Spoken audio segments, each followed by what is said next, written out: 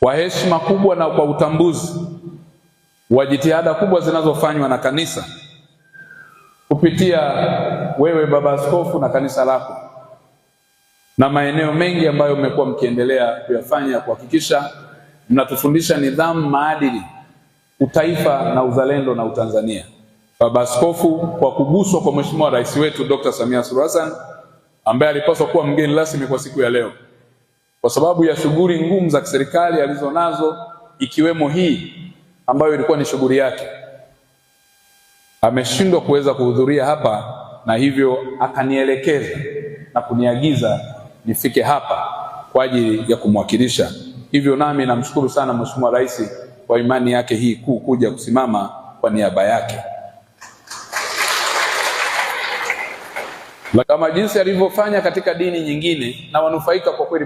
Baba Askofu, mimi ni Mkristo shuhuda, makanisa ya Kikristo tumekuwa wanufaika wakubwa wa nafasi ya mkono wa kuungwa mkono na Mheshimiwa Rais Dr. Samia Suluhu Hassan.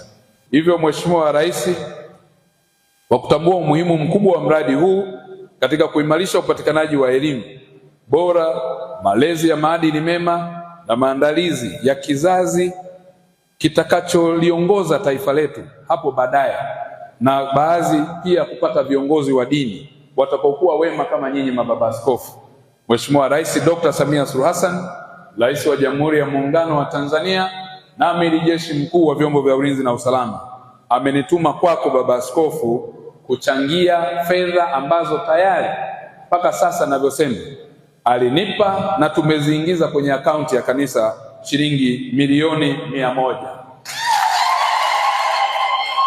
Napenda kuipongeza KKKT Diocese ya Kusini Mashariki ya Ziwa Victoria chini ya uongozi wako Baba Askofu Dr. Yohana Ernest Nzelu kwa maono haya makubwa na ya kimkakati ya kuwekeza katika elimu na malezi na maadili mema ya maendeleo ya jamii.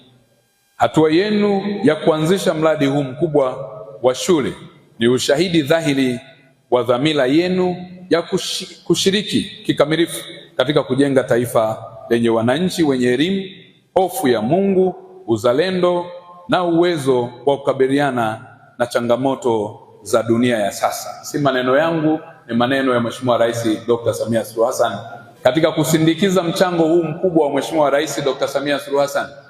Na mimi kwa nafasi mbili, moja kama mbunge wa jimbo la Shinyanga, ya pili kwa maombi yenu na kwa kura zenu Baba Askofu, na maombi makubwa ambayo mlikuwa mkiniombea Baba Makala na wewe Baba Mzelu.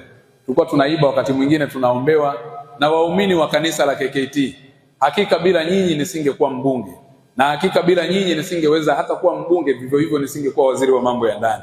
Kwa hiyo na hapa mbele yako na mimi nitoe sadaka ya shukrani kwa haya ambayo umeyafanya, lakini pia kuungwa mkono kwa kanisa na mapenzi mema ambayo mnayafanya.